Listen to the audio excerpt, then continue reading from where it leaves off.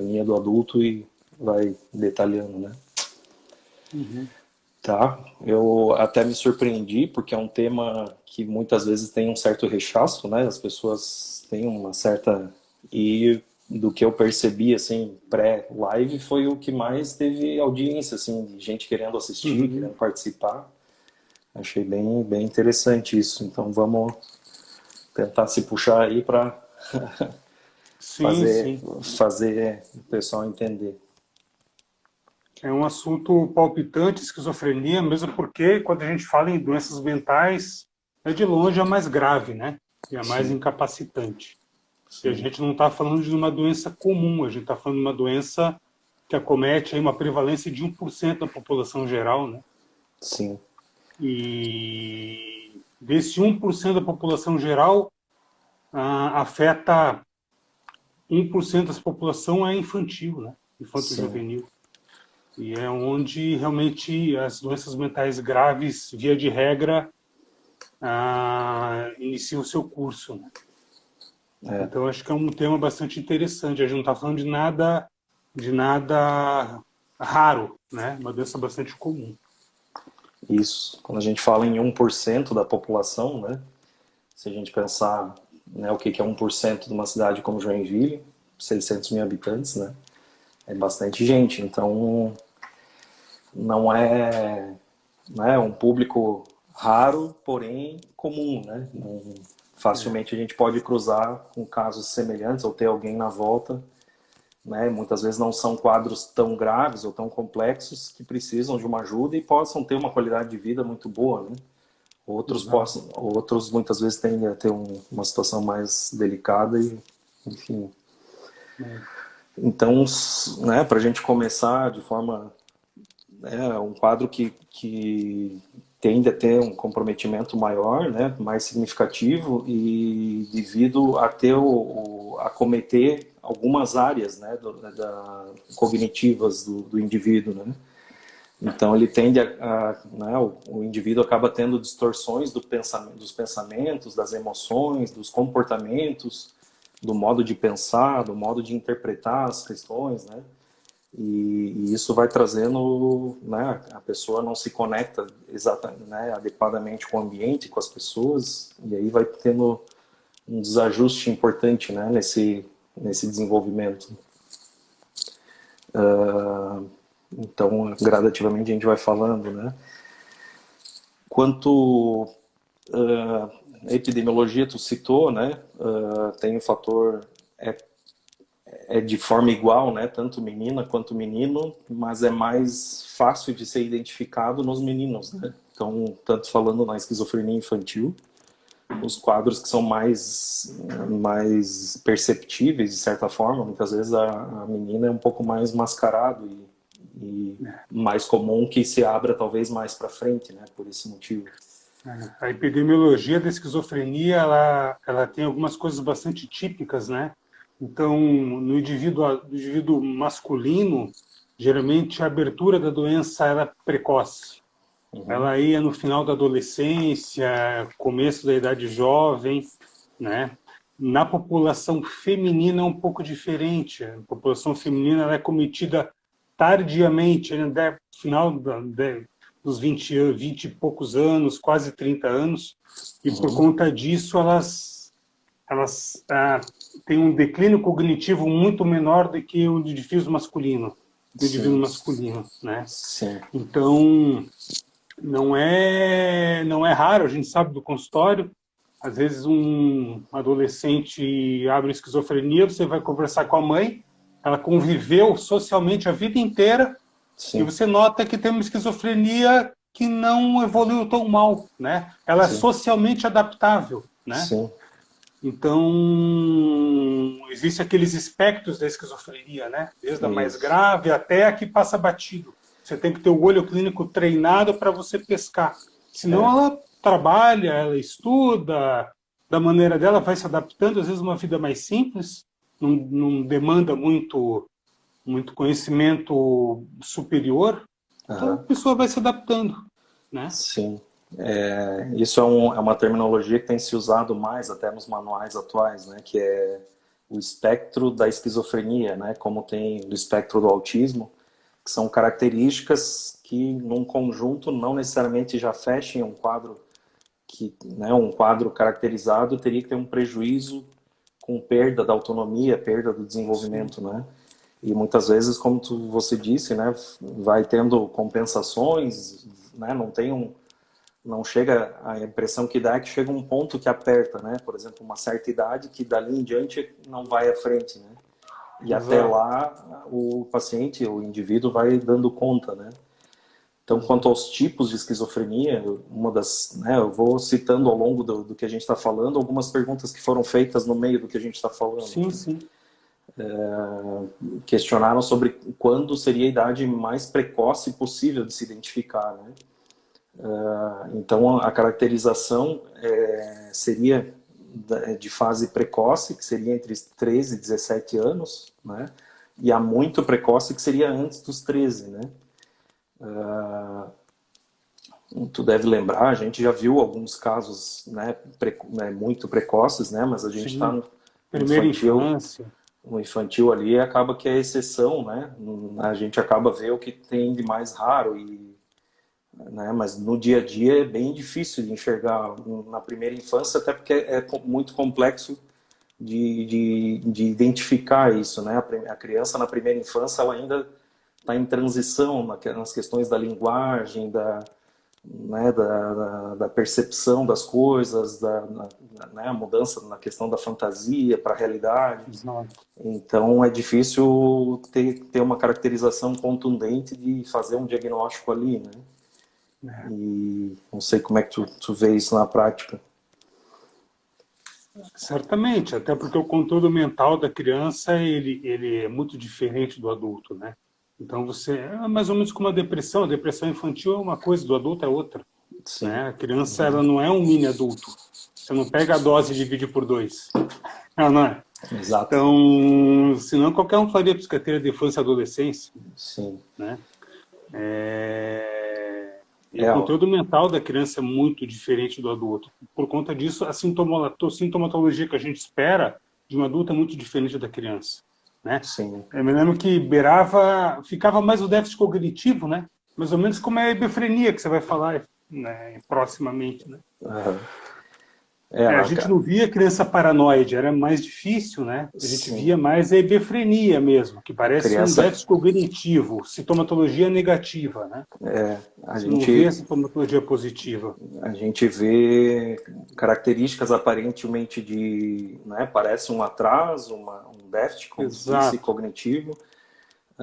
Tem uma questão comportamental prejudicada, né? Comportamentos um tanto inadequados, uma hora agitado, uma Sim, hora irritado, uma hora desanimado, triste, meio que sem contexto, né? Essas alterações comportamentais. E uma característica com relação à afetividade, né? Daqui a pouquinho a gente vai falar exatamente os critérios diagnósticos, citando sobre a infância, né? E sim. indo para a adolescência, para a vida adulta. Mas são difíceis de... Nessa fase, eu sempre uso tanto esquizofrenia e alguns outros quadros, eu gosto sempre do espectro, né? Quando a gente está falando em Uhum. espectro, porque mesmo estudos que acompanham, né, a geração em si, diagnósticos que foram feitos na primeira infância, muitas vezes na vida adulta não é bem aquilo, né? Então é importante para quem está escutando entender que o diagnóstico ele serve para nortear o que eu estou vendo, né, a fenomenologia do momento, para me dar da Exato. forma mais assertiva, né, o diagnóstico daquele momento, o tratamento, seja medicamentoso e a indicação psicoterápica, enfim. Então, é uma coisa que, se a gente bate de forma rígida, por isso eu gosto do espectro, até para os pais entenderem também que é algo que está sendo acompanhado, está sendo estimulado para, né, para que não se tragam, não se apresentem mais prejuízos, né, porque a criança, quanto mais precoce ela abre um quadro, né, aqui a gente de esquizofrenia, no caso, tende a ser mais grave, né? Então, uma criança que abre sintomatologia, né, que seria extremamente raro, né, 5, 6, 7 anos, né, 8 anos, 9 que seja, tende a O dali para prognóstico frente é, o prognóstico é sombrio, né? bem complicado. Então, tende dali em diante ela ter alterações das percepções e do comportamento, e isso tudo vai, né, dali em diante vai tendo, a criança vai tendo a dificuldade de socializar, de interagir, de se comunicar, de aprendizagem. Isso só vai numa crescente, por isso a importância também, como todos os quadros, que é da avaliação e da identificação precoce, né, Claro. nessas situações, né. Para uma intervenção quanto mais precoce possível, né? Sim, são quadros que tendem a ter uma resposta muito boa no tratamento clínico, a gente vai falar no final, e dentro do possível, né? E, Sim. enfim, então vamos falar sobre o fator genético e ambiental, né? Como qualquer quadro em si, a esquizofrenia ela é produzida de forma multifatorial, né? Qualquer situação na psiquiatria vem dessa forma, né? Então, existe o fator genético, existem os fatores ambientais e muitas vezes a expressão, né, da genética ela se dá e é reforçada de acordo com o que o meio, né, o modo das tratativas, possíveis traumas, possíveis, né, agressões, violências que Uhum. possivelmente possa acontecer com a criança, né? E possíveis prejuízos também de desnutrição, de outras coisas, né? Então, é importante a gente entender que as coisas não acontecem em separado, né? Eu sempre acho legal Exato. a gente pensar que tem o fator genético, que é bem importante, que muitas vezes faz a gente ter a certeza, ou certeza, não digo, mas de estar em grande parte no lugar certo, né, da visão, mas também não estacionar no genético, né? Porque Sim, tem muita coisa ambiental que está sendo reforçada e até a gente possivelmente enxergando que se permita um agravo da situação, né? Muitas claro. vezes são mães que também não vão sabendo lidar e vão indo para cima e não vai tendo uma adequação de comportamento e de regras da casa, rotina, que vai permitindo um desencadeamento, né? Até permite como se fosse um atraso gradual pelo tempo, né? Sim. Que nem, Até nem, porque a gente, que nem seria da doença em si, né?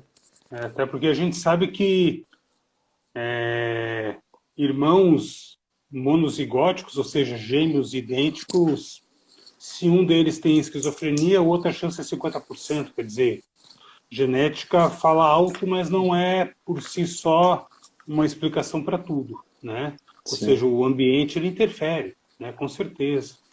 Aí vem a teoria das famílias com alta emoção expressa, né? Indivíduos que passam por violência, por abusos de toda ordem, né? E aí, claro, com uma genética que tenda a gerar uma doença é praticamente, né, fatal. sim, Tanto que tem um estudo que aponta que filhos de pai e mãe esquizofrênicos têm a chance de 14% de serem esquizofrênicos. Quer dizer, então a genética fala alto, mas ela não explica tudo, como você falou sim. bem, né? E ainda os estudos não são robustos, fortes o suficiente para que o fator genético seja suficiente para mudar algo, né? Só por esse É, quesito, né? exatamente. Então, falando de sintomas, eu vou falar da fase prodrômica, né? Que seriam possíveis sintomas ou sinais iniciais que a criança pode começar a ter, e aí fica alerta para pais, para professores e tal, que não necessariamente são, né, são sintomas tão intensos que chamem atenção. Aqui é importante entender que a gente está falando de quadros que nem aparenta ser esquizofrenia, né? Porque a gente está falando da infância, são quadros bem difíceis, que tem que ter, como tu disse antes, um olho clínico bem treinado, né? Tem que ter experiência na área para identificar e abordar. É bem difícil, né? A gente que está acostumado a ver ainda assim olha e acompanha, né? Não é simples, né? Sim. Então tende inicialmente nessa fase prodrômica a criança começar com alterações nas esferas da linguagem, né? Do desenvolvimento social, de habilidades sociais, né? Uma deterioração na performance acadêmica, performance escolar, que começa a ter uma queda.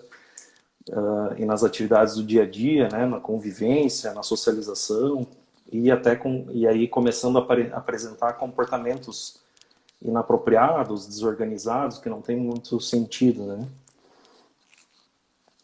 Aproximadamente 75% então dos casos tem essa fase prodrômica. Só que é uma fase inicial que muita gente fica na dúvida, né? Pode ser um Ela monte de dura de coisa. semanas a meses, né? Então, às vezes, É, os pais pensam, não, mas ele está isolado, mas às vezes brigou com a namorada, não está indo bem na escola. Enfim, começa, né? pandemia, né? Pandemia. A pandemia está explicando tudo hoje em dia, né?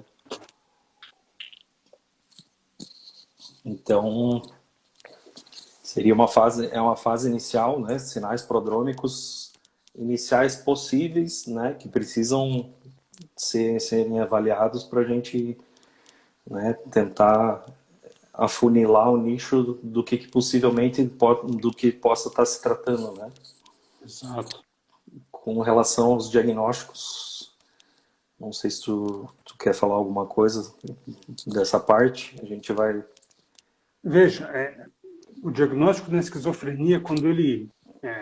a gente tem que lembrar que a esquizofrenia ela tem, na verdade, duas faces da mesma moeda, né? Existe a sintomatologia positiva, que é tudo aquilo que é a mais, por isso ele tem essa terminologia de positiva, né? Ou seja, basicamente alucinações e delírios, né? Isso não é difícil da gente ver no consultório, até a família traz, ó, doutor, ele está meio confuso, ele está achando que está sendo perseguido, enfim, são sintomas mais fáceis de a gente notar, e mesmo leigo. E a sintomatologia negativa, que é a nossa pedra no sapato, sabe bem disso, né? Sim. Que é o declínio cognitivo, né, o aplanamento cognitivo, então, que as drogas não pegam tão bem, elas pegam melhor a sintomatologia positiva, né? E, inclusive, tem um estudo, tem um grupo de estudo em São Paulo onde eles têm um ambulatório, isso é interessante, de pessoas com ultra alto risco de desenvolver esquizofrenia. Então, eles vão monitorando esses adolescentes, né, para mensalmente para ver se vale a pena começar a medicação um pouquinho antes deles abrirem o surto. Porque a gente sabe que o surto, depois que ele abre, ele é devastador, né? Sim. A chance de ficar com sequela é muito grande. Sim. Então, aí fica aquela questão.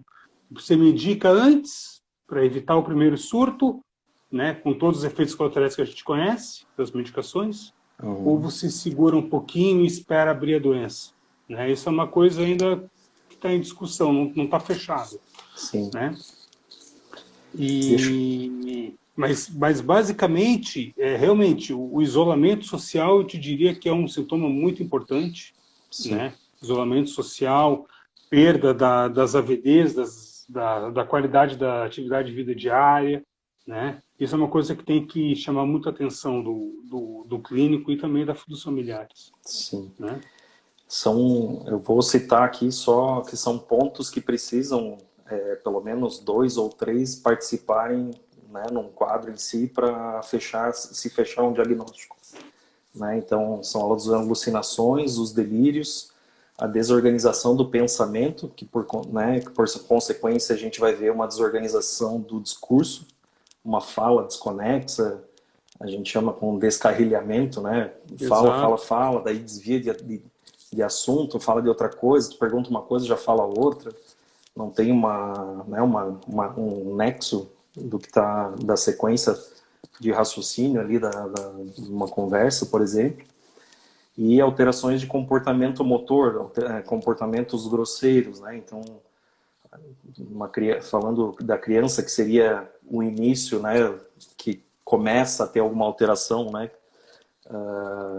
Uma criança que fica agitada, inquieta, irritada, hiperativa, daqui a pouco deprime, ou parece que maníaca, né, agressiva, depois fica fechada, né? Então, essa seria mais uma das áreas, né, que possivelmente possam ser alteradas. E também a característica dos sintomas negativos que você citou, né, que acaba sendo decorrente de uma expressão emocional prejudicada, diminuída, né? Então, o que a gente chama embotamento afetivo. Então, aquele paciente que tem uma característica emocional como se fosse para dentro, né? Fechada, sem expressão, né? Você olhando para a pessoa, você não sabe se está feliz, se está triste, se está alegre ou não, né? Uhum. E também com consequente, né? Quando tem mais sintomas negativos, podem ter alterações físicas, inclusive, né? Uma rigidez de postura, né? Às Catatonia, vezes, né? né, que lembra para catatonia, né, uma coisa mais travada, mais parada, né, no modo de caminhar, às vezes até parece meio robotizada, e uma face sem expressão, né, que está dentro desses detalhes aí. Você sabe que hoje, com o advento da medicação, a catatonia ela é muito rara, né? Sim, Eu vi acho que 2 ou 3 pacientes em um hospital psiquiátrico grande, sim. pacientes aí residuais praticamente, entendeu? Você não vê muita catatonia hoje, porque a medicação a gente já chega de maneira incisiva, então, né? Acaba Mas resolvendo, né? a gente tem que lembrar que a medicação para esquizofrenia ela surgiu na década de 60, né? Uma coisa que começou agora. É muito pouco A tempo, gente né? não tinha nada. O tratamento era como insulínico, né? Sim, Então, bem complicado, né? Não tinha controle de nada, é por isso que tinham, né, de forma alguma da gente concordar, mas os tratamentos eram tão grotescos, né, tempos atrás, né? sim, Lobotomia, banho gelado. bem complexo, né? Hoje em dia a gente tem uma gama e uma tecnologia, de certa forma, que ainda deve ter muito para desenvolver, né, pelo tempo de especialidade em si, né, mas já muda muito e facilita a gente não ter essas internações de longa permanência e tal, né? Exato. Então, uma das características que acaba travando também um quadro quando abre de esquizofrenia é também a volição, né? Que pode se confundir com depressão, que é a capacidade de função executiva do cérebro, né? De eu identificar e querer fazer, de eu ter intenção, de eu ter, né, uma atenção dirigir aquela atenção Sim, para uma execução, para colocar, né, em prática. Então, que tenha uma finalidade, né? A criança acaba exato. ficando perdida, não identificando as situações, né?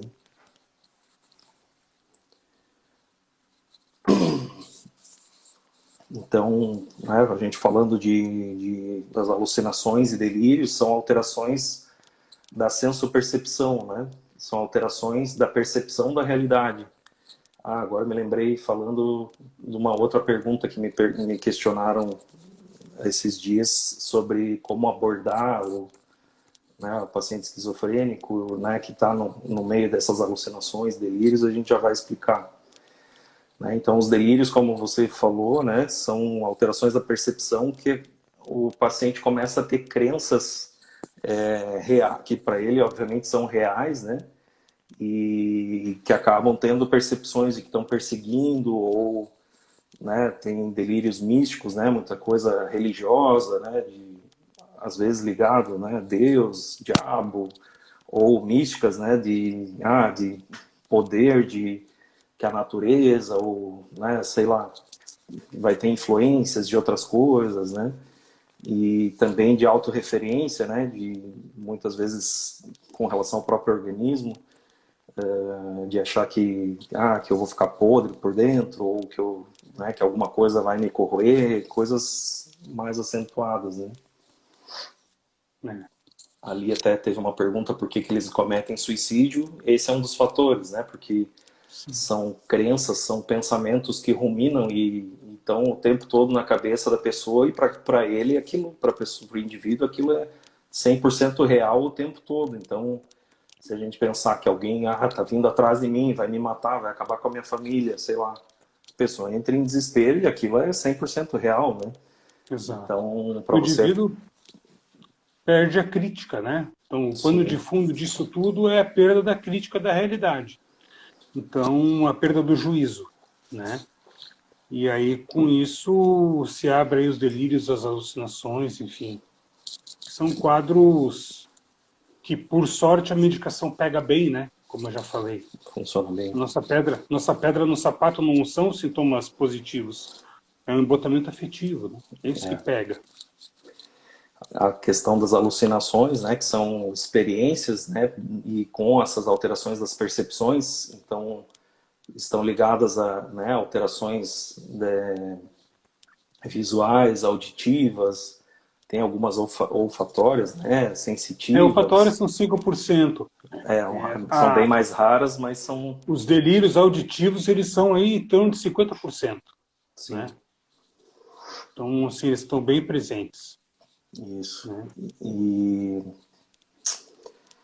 uma outra questão então, também são alterações, tanto as alucinações ou delírios, que são involuntárias, né? Então, não dependem da vontade da pessoa, não dependem, né? Elas aparecem, acontecem ao longo do dia, em momentos inespecíficos, né? Muitas vezes, às vezes podem acontecer quando a pessoa está mais sozinha, outras nem tanto. Um abraço para o Oswaldo aí, que era o nosso parceiro na infância, quando iniciou o Hospital Infantil. E um detalhe importante, que até também me questionaram em outro momento, sobre a questão do sono, né? Também tende a ter prejuízo do padrão de sono e algumas pessoas têm alguma dificuldade tanto na indução do sono quanto na saída do sono, né? Que é ao despertar, né? E que muitas vezes podem ter como se fossem alucinações, ver coisas, ou tendem a ser mais se fossem, né, alucinações são mais simples, né, não tem Uhum. uma coisa mais complexa. Isso não é caracterizado como psicose, né? Então são decorrentes né, da indução do sono, que são hipnagógicas, e as hipnopômpicas, que são as matutinas, Exato. né? É. As, as alterações, né? Mas são alterações da percepção pela indução do sono, não tem nada a ver com psicose, né? Eu acho que cabe ressaltar para o público que nos assiste que é muito comum o indivíduo ansioso ele ter uma pseudo-alucinação auditiva, né?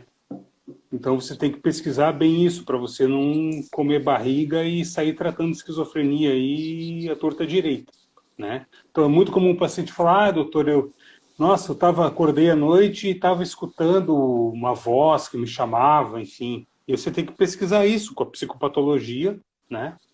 Para você não sair fazendo diagnóstico aí à torta direita, que a coisa não é bem assim, né? 99,9% das pessoas que têm alucinação não é psicose, né? Isso eu acho que cabe Sim, ressaltar. sim.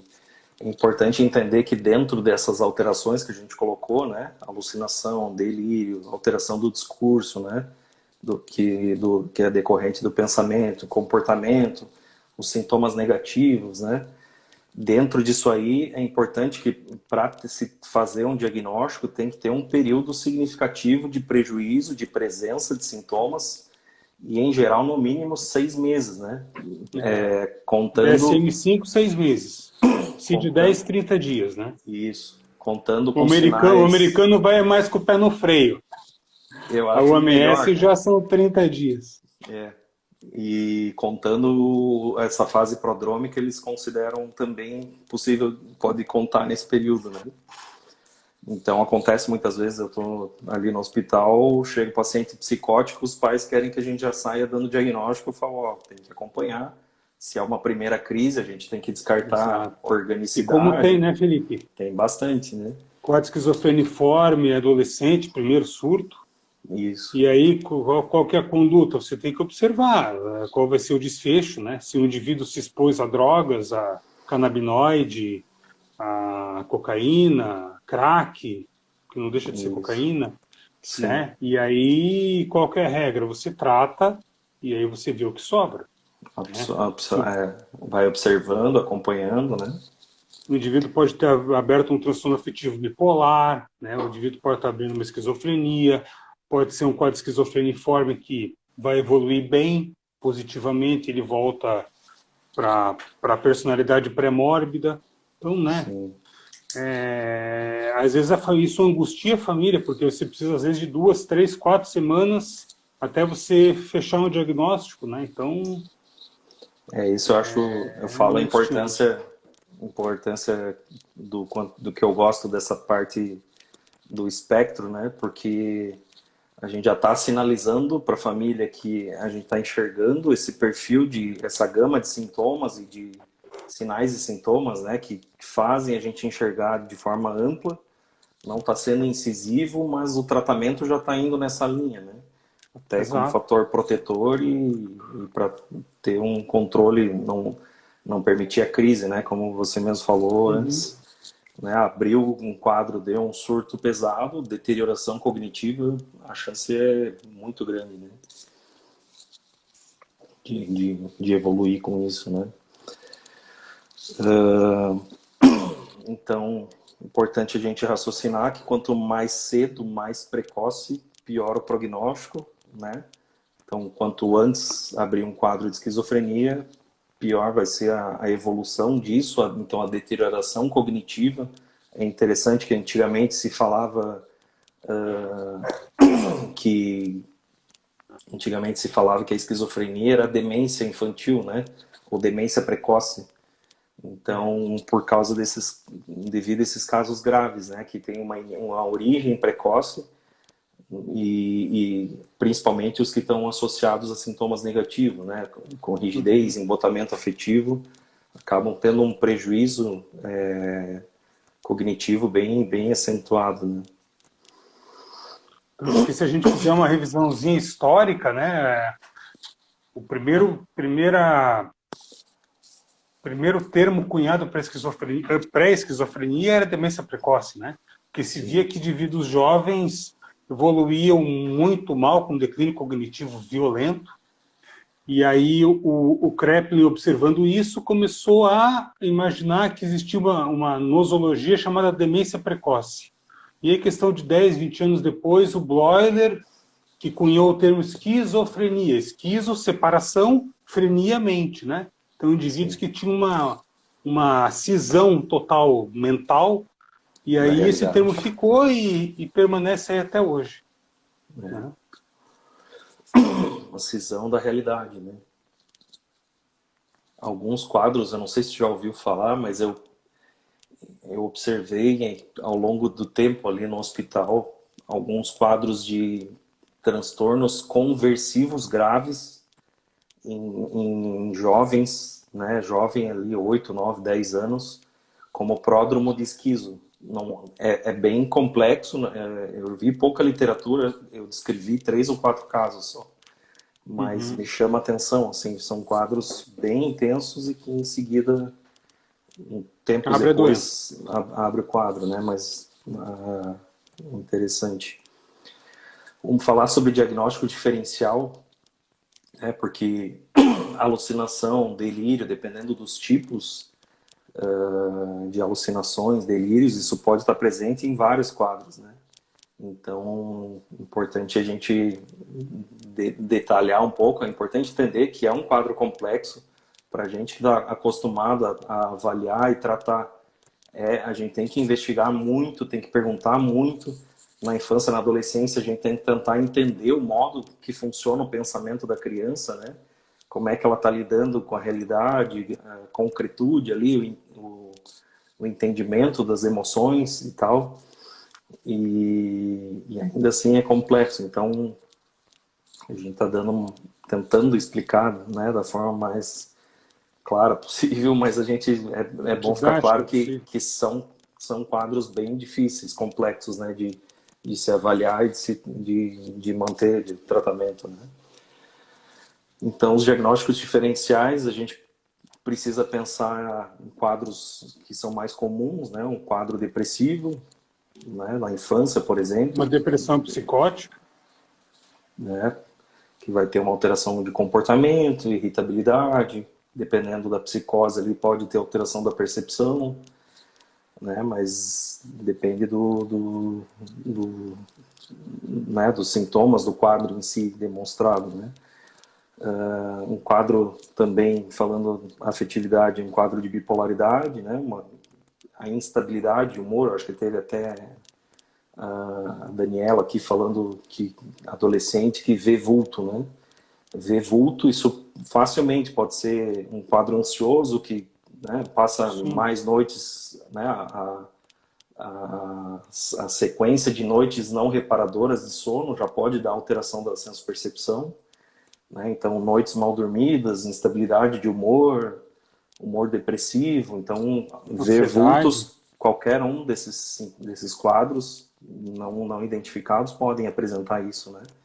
O Uhum. que na esquizofrenia aqui a gente está falando de quadros que têm uma característica intensa e que se sustenta, né, ao longo dos dias, do tempo, né, e vai se repetindo e vai tendo um processo de prejuízo, né, de uma perturbação mental, justamente pela cisão da realidade e não tem um comparativo do que é, o que não é, e se torna real aquela confusão toda, né? E lembrar que uma situação que te faz diferenciar muito claramente o transtorno bipolar de um paciente que abriu uma esquizofrenia são sintomas que vão permanecer depois do surto. Geralmente o bipolar ele evolui bem. Você medica, estabiliza o humor, começa o antipsicótico, ele responde bem, ele volta para a personalidade pré-mórbida dele, totalmente. Né? Em questão de semanas, às vezes meses, ele volta ao trabalho, totalmente funcional.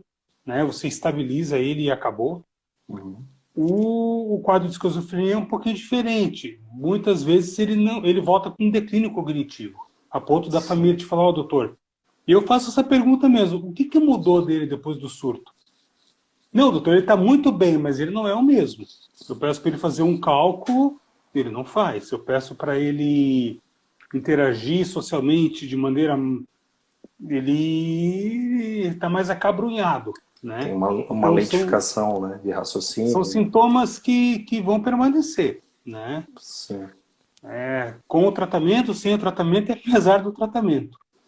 Então, eu acho que esse é um fator diferencial bastante importante. Eu acho que caberia também comentar, Felipe, o uso de cannabis, né? Sim, Quantos sim. pacientes a gente já... Dezenas, Esse também é um né? diagnóstico diferencial que a gente Paciente que separa, né? abre e lembrar que a cannabis é esquizofrenizante, né? É, Ela causa esquizofrenia. Então, se você tem uma genética que te predispõe a um quadro esquizofrênico e você se expõe a um canabinoide, a chance de você abrir a doença multiplica proporcionalmente. Então, que quantos adolescentes a gente atendeu lá? muito, muito. Vários. É com frequência, né? E a gente acompanhando, né, ambulatorialmente depois, né, dá aquela amenizada, como tu citou, mas assim, é raríssimo. Acho que eu vi um quadro só que com muito tempo de tratamento foi amenizando, que parecia um quadro paranoide, né, que respondeu e que com o tempo parece que se ajustou assim, mas é bem grave e é totalmente inesperado, né? Às vezes é um uso, pode ser intenso da maconha, mas pode ser Pode se expor eventual, duas, três vezes. já é o Duas, três suficiente vezes. muitas vezes para abrir um quadro grave. E O uso de importante cocaína também predispõe, também, né? alucinógenos, né? Tem que lembrar que a cocaína, a anfetamina de modo geral, né? Ela faz com que haja uma explosão de dopamina a nível cerebral e o indivíduo faz psicose, fica paranoide, né? Sim, Então, não é uma droga inócua, né? Por mais que o exato. uso seja recreacional, ok, mas lá pelas tantas, se você se expor, a conta pode chegar, né? Exato. Um fator que eu acho importante ressaltar aqui, dentro da questão do deterioro cognitivo, que é talvez para o pessoal tentar valorizar a importância de se levar o tratamento a sério, né, com relação, por exemplo, não só a quadros como a esquizofrenia, mas como a bipolaridade, por exemplo, né? Uhum. Cada crise, cada surto tende a um deterioro cognitivo, né? A esquizofrenia é um deterioro bem mais acentuado. Mas a bipolaridade, principalmente a bipolaridade bipolar tipo 1, que são os mais instáveis, os mais graves, que são os mais resistentes a tratamento também, né? Cada surto, cada, né, necessidade de uma tomada de tratamento ali tende a cada vez ter um prejuízo, um declínio gradual na capacidade. É o que o pessoal da neuro chama de efeito Kindling, né? Que é o fogo morra acima ou água morra abaixo. O bipolar, se você não trata, deixa a doença no livre curso, a chance de ele ir desestabilizando a ponto de você chegar lá depois de alguns anos e você não saber se ele tem uma esquizofrenia ou se ele é bipolar, porque o sintoma residual vai permanecendo, como o nome já diz, residual, né? Eu Sim. trabalhei num CAPS adulto, começo de carreira. Cara, era uma cidade com IDH alto, não era uma cidade pobre, mas tinha uma quantidade de doença mental grave. E eu tive a oportunidade de trabalhar com vários pacientes residuais, que você, juro por Deus, eu não sabia se o paciente era um bipolar que não tratou ou se era um paciente esquizofrênico que também não tratou. Sim. Porque assim, não estabiliza nunca mais, você não É. consegue. São casos complexos porque você enxerga um padrão de oscilação, mas uma psicose bem esquizofreniforme, né? Bem grave. Então, Desorganizado, desorganização global, né? isso é a importância também de entender a resposta ao tratamento, né? Em quadros refratários que melhora, piora, e muita gente às vezes interpreta errado no sentido, a pessoa quer fazer para chamar atenção, É. ou, né, tem que ficar em cima. A família, como tem queda da crítica, a pessoa não se auto, né, não se auto, não tem gestão de si mesmo, né? Então precisa de um controle, de um acompanhamento familiar, Suporte né? familiar, né? Fundamental, né, para ter certeza do uso correto dos remédios, né, que facilmente, né, não são pacientes que tendem a ter um uso adequado quando estão nessa situação mais crônica, né, tendem a ter falhas no uso do remédio e aí volta a ter crise de novo. São quadros bem difíceis, né. É. E lembrar que a psicoterapia tem o seu valor também, né? Não Exato, eu é tô porque vendo ele tem um aqui deterioro cognitivo que você não vai deixar de tratar ele do ponto de vista terapêutico, multifuncional, né? com certeza, Então, eu tô vendo aqui a Dorinha psicóloga, né, é sempre fundamental, né, o acompanhamento psicológico, principalmente quando a gente resgata, né, a medicação nesses quadros inicialmente, eu acho que é essencial, né, resgatar para a realidade e gradativamente a psicoterapia para ir ressignificando, né, muitas sim, das coisas, né, das relações. Muitas vezes são pacientes que já têm cisão de relações afetivas com as famílias, que aí vão ter dificuldade de se reconectar, né? Então, muitas vezes conseguir conectar uma profissão, uma atividade, novos relacionamentos, ou até estruturar a própria família de origem, né, para ter um manejo, uma abordagem, uma relação familiar mais adequada, acho que também tendem a ter um fator estruturante e que sim. também junto acabam trazendo um ganho bem importante, né? Então, na abertura da doença, tu pode usar uma TCC, porque ele tem uma cognição melhor. Se por acaso lá pelas tantas ele evoluiu mal e o deterioro cognitivo foi mais acentuado, você pode usar uma terapia comportamental, treiná-lo, Sim, enfim. Tenho vários pacientes do consultório que trabalham em indústria, enfim, sim, trabalham num almoxarife, sem muito contato social, uma coisa mais repetitiva, que não demande um pensamento muito superior, e eles sim. têm uma vida relativamente normal, Consegue né? uma qualidade de vida Se boa e bem essencial, né? Às vezes se uma atividade, conscientizam da doença, né? Se sim, conscientizam, né? Te pergunto toda consulta, doutor, eu sou esquizofrênico? Você fala, sim, você é, mas você está em tratamento e a gente está aqui sim, para te ajudar. Lembrar que a esquizofrenia é que a gente tem que colocar um rótulo na doença, porque infelizmente a gente trabalha assim, tem que catalogar, mas a esquizofrenia do Zezinho não é igual a do Luizinho. Então, cada um vive a sua doença de maneira muito peculiar, né, de maneira idiosincrática. Então, a gente tem que respeitar isso, sim. né? É um diagnóstico que rotula, né? Mas dá nome a vários quadros, várias pessoas com características bem diferentes, bem distintas, né? Com prejuízos diferentes. E reforçar a importância aqui também dos pais, dos familiares e os adultos também, que um sinal bem importante de alerta para talvez o início, e aqui a gente não está falando só esquizofrenia, mas para todos os quadros em si, que é um ponto que tu citou antes, Eugênio, que é o isolamento social, né? Então, tudo que se pensa que vá no sentido do isolamento social, a gente tem que combater, tem que ir contra, né? Então, facilmente eu vejo no consultório, tá deprimida, não tem vontade, tá frequentando a escola, mas não quer, não sei o que. Não, eu sempre deixo claro assim, ó, a gente tem que se esforçar, vamos fazer um movimento, nem que seja gradual, né? Não vai ser, mas a gente tem que entender que ir no sentido inverso é igual a ter o isolamento social e a queda de interação social é igual a ir para desenvolvimento de doença psiquiátrica, doença mental. Não necessariamente a esquizofrenia, né? Sim, Mas vai para uma depressão grave, vai para uma bipolaridade com sintomas mais acentuados, né? exatamente. Então A acaba família tem que tendo monitorar, né? A família tem que monitorar.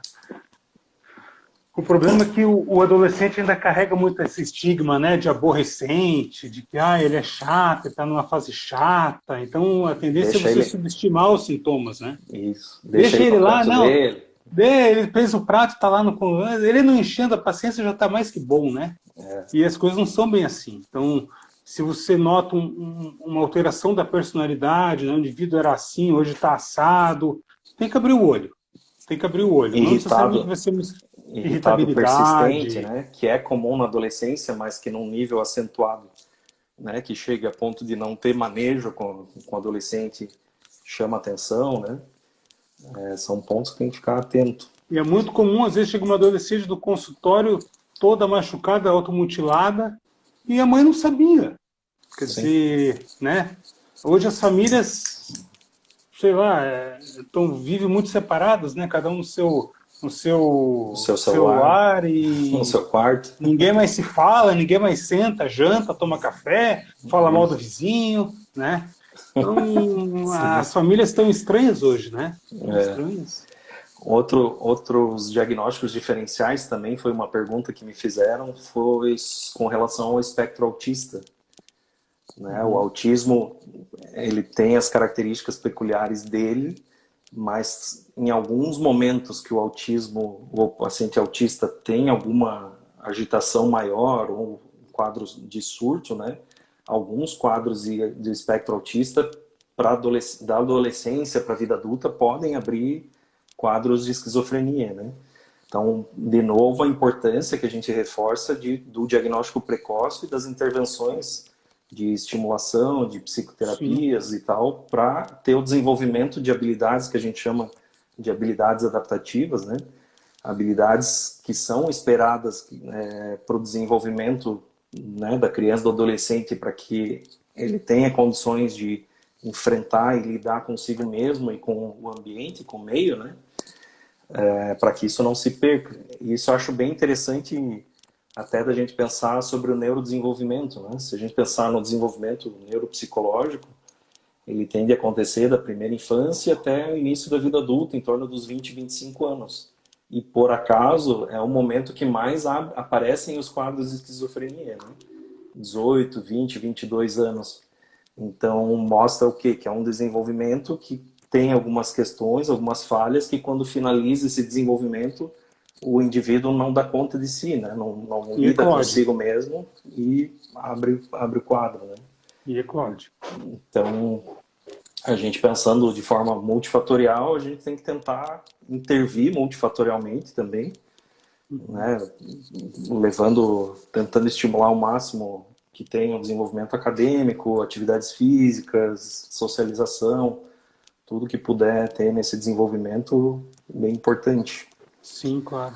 Outro diagnóstico diferencial, transtorno dissociativo, eu citei até antes, conversivo, dissociativo, de forma acentuada, pode se confundir, né? E um quadro que também é bem importante, que talvez tenha um pessoal assistindo que é importante prestar atenção, seriam psicoses secundárias a etiologias orgânicas, né? O que seriam Uhum. isso, né? Isso é importante. São pessoas, e aqui a gente está falando de infância, adolescência e adulto também, né? Pessoas que têm algum quadro neurológico, alguma alteração neurológica, e que essa alteração clínica pode trazer alterações comportamentais, Sim. né? Que tenham repercussão no comportamento e que pode ser variável, né? Então, né, a gente pode citar alguns exemplos, né? A epilepsia é uma delas, Tumor de lobo frontal. tumor de lobo frontal, qualquer cirurgia, né? Você tem uma cirurgia na região do lobo frontal, é um tanto inespecífico o que pode aparecer, mas qualquer coisa pode aparecer. Isso é complexo, né? A gente tem alguns pacientes que às vezes, como se a gente só tivesse uma previsibilidade, não, se você teve lesão assim, vai aparecer isso. Não, não é. O cérebro, o desenvolvimento microscópico da estrutura anatômica de cada indivíduo é diferente, né? Eu acho que cabe Então, ressaltar que o diagnóstico psiquiátrico ele é sempre de exclusão, né? Então, sim, você chega um idoso de 60 anos no teu consultório, primeira consulta, história psiquiátrica negativa, nunca teve nada, e o indivíduo está jocoso, está confuso, você não vai embarcar que o indivíduo está abrindo uma esquizofrenia, né? sim, Então, você vai, antes de tudo, pedir um exame de imagem, descartar uma causa orgânica, né? Enfim, e não é incomum isso aparecer, viu? Não é sim. incomum. Não é incomum. A gente sempre lá no hospital sempre reforçou, né, a importância no pronto-socorro de ter uma avaliação clínica Os detalhada quadros para descartar. epileptiformes simulam muita coisa, né? Sim. Te deixa bem confuso. Só né, para o pessoal entender, epilepsia, por exemplo, em torno de 50% dos quadros, mais ou menos em torno de 50% dos pacientes que apresentam epilepsia, né, de longo prazo em tratamento, vão apresentar alterações comportamentais. Então, vai apresentar um quadro, uma agressividade importante, um quadro tipo bipolaridade, um quadro psicótico acentuado muitas vezes, Transtorno de que personalidade, transtorno de aquela personalidade, personalidade pegajosa, né? Que fala tanto na psicopatologia. sim. Então, são alterações que o tempo vai mostrando e a gente vai ter que interferir no tratamento, né? Mas que fazem, né? Isso, nessas áreas aí é bem importante a neuro e a psiquiatria andar juntas, né? Se Porque conversarem, né? tem medicações da neuro que desestabilizam a parte emocional, né? A parte psiquiátrica. E aí fica, nunca chega em resultado, nunca chega em tratamento, né? Essa parte é fundamental ter Pra você ter uma essa ideia, conversa. se a gente lembrar, existem antihipertensivos que causam depressão, Sim, né? Então, você tem que estar de olho vivo, porque tem senão você come anticonvulsivantes, bola. anticonvulsivantes que causam agitação, causam, né, Sim. agravo desses comportamentos, né? E pensar em outras causas, né? Síndromes genéticas, alterações, né? Tem vários outros tipos, né? Uma criança, por exemplo, um quadro que é muito comum, que até da esquizofrenia, é síndrome fetal alcoólica, né? As mulheres que Uhum. tiveram expostas ao álcool durante a gestação podem ter filhos com prejuízo mental já e no futuro abrirem quadros esquizofreniformes, né? Então tem uma gama de situações, desnutrição na infância, exposição a vírus no período pré-natal, Uhum. alguma virose, Os vírus né? invernais aí, né? Isso. Então é multifatorial, né? Então, importante sempre ter em mente que a gente precisa descartar esses fatores todos, né? Fazer as exclusões, né? Eu não sei se eu falei do toque, até Não. Luciana está falando ali, né? O toque realmente na infância é um fator que precisa ser excluído, né? Porque muitas vezes Toques né, mentais, né? tem uma alteração de pensamento e de organização, né, do raciocínio que é bem, né? Chega a ser bem, Se você não bem for treinado, você embarca. exato, é bem complexo, né? Você não vê o funcionamento ali do paciente e aparenta ser esquizofrenia mesmo, né? Enfim, eu não sei se a gente falou bastante aí, não sei se ficaram dúvidas, né? A gente fica à disposição. Não sei se tem alguma coisa para citar, Eugênio. Acho Não, eu que queria só agradecer a oportunidade da gente trocar uma ideia sobre uma doença que eu acho que é bastante prevalente, que é importante, grave, e que vale a pena a gente conversar, né? sim. E só agradecer e me colocar à disposição. Show de bola. Vamos só falar rapidinho dos tipos que a gente até citou, comentou antes, né? Que para o adulto, os tipos de esquizofrenia, segundo os manuais americanos, já não são levados em consideração, mas a gente leva em consideração o CID-10, né? Então, os tipos de esquizofrenia que tendem a ser mais evidentes, e essa é uma característica de se perceber o quanto o adulto é mais fácil, mais visível, né, um quadro, do que na infância. Na infância é aquela coisa limitada, difícil de identificar, né? Então, que seriam, né, esquizofrenia paranoide. Não sei se tu quiser falar as demais. A paranoide, né, que cursa basicamente com alucinações e delírios, onde o prejuízo é mais do ponto de vista da sintomatologia positiva, né? Ele pode ter um embotamento afetivo, mas fala mais alto a paranoia. Os Que é o quadros mais de comum, hebefrenia, né? que é o mais comum, sem sombra de dúvida. Os quadros de hebefrenia, que geralmente começam na adolescência, final da infância, começo da adolescência. Tem um prognóstico bastante ruim, né? Cursa com uma sintomatologia negativa bastante importante.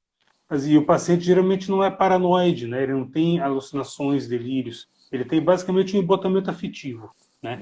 Se assemelha muito a uma deficiência cognitiva, um retardo mental, Intelectual, sim. né? E a esquizofrenia simples, que é aquela esquizofrenia onde o paciente ele tem uma predisposição maior a sintomas negativos. Você não vê ele alucinando com delírios, Sim, sim. né? E geralmente o começo também é um pouquinho mais precoce do que o paranoide, né? Sim. E E com o prognóstico paranoide, ruim também. bem ruim, né? Ter sintoma negativo, o prognóstico é causa. É ruim. Porque Resposta da medicação como eu é já falei, a medicação ela pega bem difícil. sintoma positivo. Sintoma negativo é a nossa pedra no sapato, né? É. Importante, né, de lembrar também que tem muito paranoide, né? Esquizoparanoide, que é bem leve, né? Que Exato. muitas vezes passa batido, a gente tem no nosso dia a Que é dia. o que a gente chama de delírio persistente, né? Eu tive um Isso, paciente já que ele tinha alguns delírios e esse rapaz, ele era carcereiro num local que eles reeducavam os menores infratores. E esse sim, cara, ele tinha uns delírios, né? Mas é o que a gente chama de delírio enucleado. É um delírio onde a vida dele não é acometida. Então ele dirige, ele estuda, ele faz praticamente uma vida normal, só que sempre aquele delírio ali ruminativo, né? Então por sim. isso que a gente chama de um delírio enucleado, um transtorno delirante persistente. Diferente do esquizofrênico, que ele se desagrega, ele enfim, ele tem uma deterioração global, né? Sim. E lembrando, para terminar, né, que a esquizofrenia já está enquadrada nos transtornos globais do desenvolvimento, né, como o espectro autista, né, a esquizo está já caracterizado, já tem genes identificados, né, na primeira infância que vão sendo acompanhados e gradativamente, né, o paciente lá na frente, né, pacientes que foram acompanhados foram identificados com genes específicos e que abriram o quadro lá na frente, né? É. A doença Então, mental me parece que é um contínuo, né? sim, Elas muitas vezes se imbricam, entende? A gente tem que classificar, tem que diferenciar, porque é assim que tem que ser. sim, Mas eu acho que vai chegar um momento que as coisas não vão ficar mais tão preto no branco assim, entende? é, Eu acho que a gente não vai estar mais aqui, mas eu acho que vai ser por aí. sim. Então, beleza, eu queria te agradecer, Eugênio. Satisfação de ter aqui, sempre parceria de sempre, né? Lá Valeu, eu que dos agradeço a oportunidade. tempos. E conto contigo para outras aí, vamos se falando. Estou à tua disposição. Um abração para todo Um mundo, achei abraço. bem legal. A gente teve uma audiência forte aí, um tema que aparentemente não chamaria tanta atenção, mas a Lilian chegou, só para a gente já falou, mas autismo e esquizofrenia pode sim, casos de autismo crônico mal conduzidos podem ter consequências de evoluir para psicose. Um abração para o Oswaldo, que é o nosso parceiro lá da época do infantil. Oswaldo continua lá trabalhando com a gente. Mas eu, Oswaldo e o Eugênio que a gente estava desde o início lá. Um abração para todo mundo. Vai ficar gravado aqui no meu. Qualquer dúvida, fico à disposição. O Eugênio é aqui de Joinville, parceirão. Qualquer coisa, incomoda ele lá também. Obrigado, um abraço, boa Valeu, noite. abração. Valeu.